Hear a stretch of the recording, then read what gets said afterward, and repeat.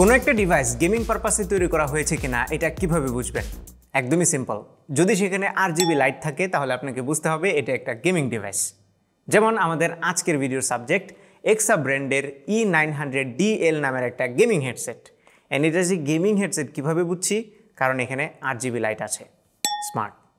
Jokes apart, এই হেডফোনটা আমরা আমাদের স্টুডিওতে গত প্রায় 2-3 মাস ধরে ব্যবহার করছি। একজন কিছুদিন করে ব্যবহার করছে, আমি যেমন কিছুদিন ব্যবহার করছি, আমাদের এডিটর ব্যবহার করছে কিছুদিন, এভাবে আমরা সুইচ করে করে ব্যবহার করছি। সো এই হেডসেটটা সম্পর্কে আমাদের খুব ভালো একটা আইডিয়া হয়েছে, যেটা আজকের ভিডিওতে আপনাদেরকে জানাতে যাচ্ছি। অ্যান্ড শুরুতেই ধন্যবাদ জানাতে চাই ভাইভ গেমিংকে আমাদেরকে এই হেডফোনটা দেওয়ার জন্য। অ্যান্ড এটা একটা গেমিং হেডফোন হলেও আমরা এটা সব ধরনের কাজে ব্যবহার করেছি। সো আপনি যদি গেমার নাও হন তাহলেও এই হেডসেটটা আপনাকে কেমন সাপোর্ট দিবে সেটাও আজকের ভিডিওতে জানতে পারবেন। শুরুতেই দামটা বলে নিই। এটা হচ্ছে সাব 3000 টাকার একটা হেডফোন, যেটা ভাইভ গেমিংয়ে আপনারা 2900 টাকায় পাবেন। সো আমরা বক্সের কন্টেন্ট দিয়ে স্টার্ট করি। এই হেডফোনের বক্সের ভিতরে হেডফোনের পাশাপাশি আপনারা একটা ডিট্যাচেবল মাইক্রোফোন পেয়ে যাবেন, যেটা আপনি চাইলেই লাগাইতে পারবেন, আবার খুলতে পারবেন। এবং বক্সের ভিতরে একটা ক্যারিং পাউচ আছে। এই হচ্ছে মোটামুটি বক্সের কন্টেন্ট, আর তেমন কিছুই নেই। এই হেডফোনটার বিল্ড কোয়ালিটি খুবই সলিড। এটার যে ব্যান্ড আছে, হেডব্যান্ড, এটা হচ্ছে মেটালের, উপরের দিকে সফট কোটিং দেওয়া হয়েছে, যেটা বেশ সফট, মাথায় খুব একটা প্রেশার লাগে না।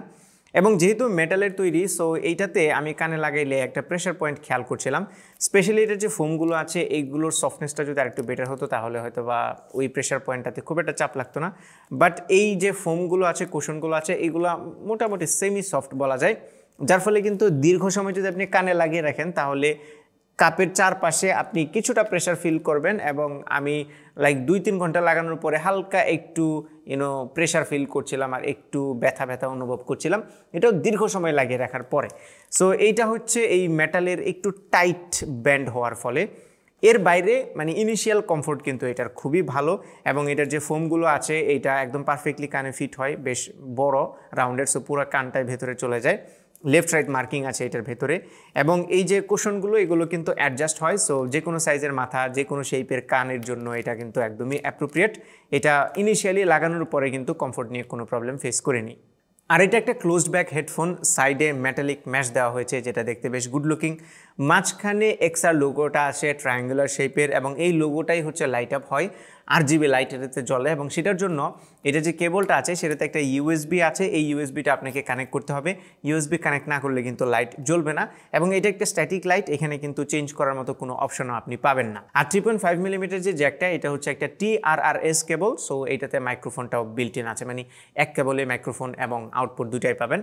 আর এই কেবলের কোয়ালিটিটা বেশ ভালো লেগেছে, বেশ লম্বা একটা কেবল নিয়ে কোনো প্রবলেম নেই। কেবলের মাঝখানে একটা কন্ট্রোল প্যানেল আছে, যেখান থেকে আপনি মাইক্রোফোনটা মিউট করতে পারবেন এবং আনমিউট করতে পারেন। আর পাশে একটা ভলিউম স্ক্রোলিং হুইল আছে। আমাদের স্টুডিওতে 2-3 মাস থাকার পরেও এই হুইলে এখন পর্যন্ত কোনো প্রবলেম আমরা ফেস করিনি।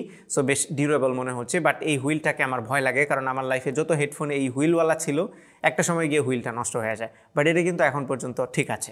এবার চলে এসেছি সবচেয়ে ইম্পর্টেন্ট জায়গা, সেটা হচ্ছে সাউন্ড কোয়ালিটি। সো আমি যেহেতু গেমার না, সো গেম খেলে খুব একটা টেস্ট করতে পারিনি। বাট আমাদের স্টুডিওতে গেমার আছে, আমি তাকে দিয়ে টেস্ট করিয়েছিলাম। আর আমি মোস্টলি এটার মিউজিক লিসেনিং এক্সপিরিয়েন্স এবং মুভি দেখার এক্সপিরিয়েন্সটা টেস্ট করেছি, সেটাই আজকে জানাচ্ছি আপনাদেরকে। তো এইটা আমার কাছে প্রাইস বিবেচনায় মনে হয়েছে ডিসেন্ট সাউন্ড প্রোভাইড করছিল। স্পেশালি এটার লো ফ্রিকোয়েন্সিটা আমার কাছে বেশ ভালো লেগেছে। মোটামুটি বেস ছিল, একটু সাব বেসও খেয়াল করতে পারছিলাম, মিডটাও ঠিকঠাক ছিল। তবে ট্র্যাভেলটা একটু বেশি সেন্সিটিভ মনে হয়েছে আমার কাছে। স্পেশালি যে স্নেয়ারের সাউন্ডগুলো কিংবা হাই সাউন্ড যেগুলো আছে, সেগুলো একটু বেশি কর্কশ মনে হচ্ছিল কানের মধ্যে।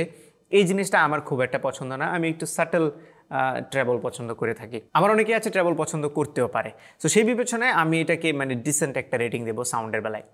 গেমিংয়ের বেলায় আমি গেমারের থেকে যে এক্সপিরিয়েন্স পেয়েছি, যে এইটা ভালোই এক্সপিরিয়েন্স দিচ্ছিল। স্পেশালি যদি শুটিং গেম খেলেন তাহলে বুলেটের যেই সাউন্ডগুলো, লো ফ্রিকোয়েন্সি, এই বেসগুলো ভালো শোনা যায়, ফুটস্টেপগুলো ক্লিয়ার শোনা যায়।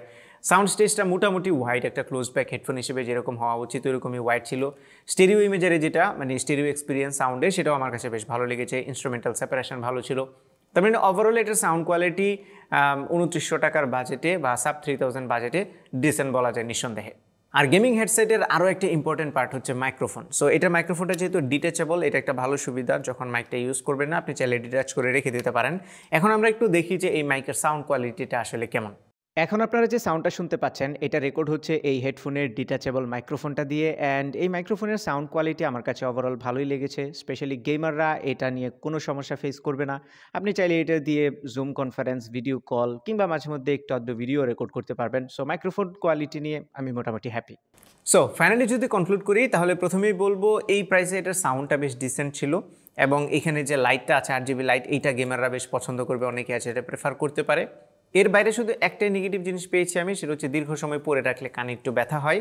এটা প্রবাবলি এটার যে টাইট ব্যান্ডটা আছে এইটার কারণে। আর এটার ওয়েট হচ্ছে 260 গ্রাম, এটাকে খুব বেশিও বলা যাবে না আবার খুব কমও না। সব কিছু মিলে শুধু এই দীর্ঘ সময় পড়লে যে আনকমফোর্টেবল ফিলিংটা লাগে এইটা ছাড়া বাকি সব কিছু এটা পারফেক্ট মনে হয়েছে। সো এই প্রাইস রেঞ্জে আপনারা যদি একটা গেমিং হেডসেট খুঁজেন তাহলে EKSA E900DLটা আপনার পছন্দের তালিকায় থাকতেই পারে।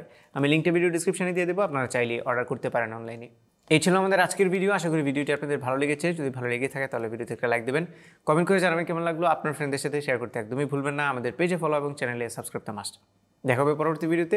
Till then take care. আসসালামু আলাইকুম।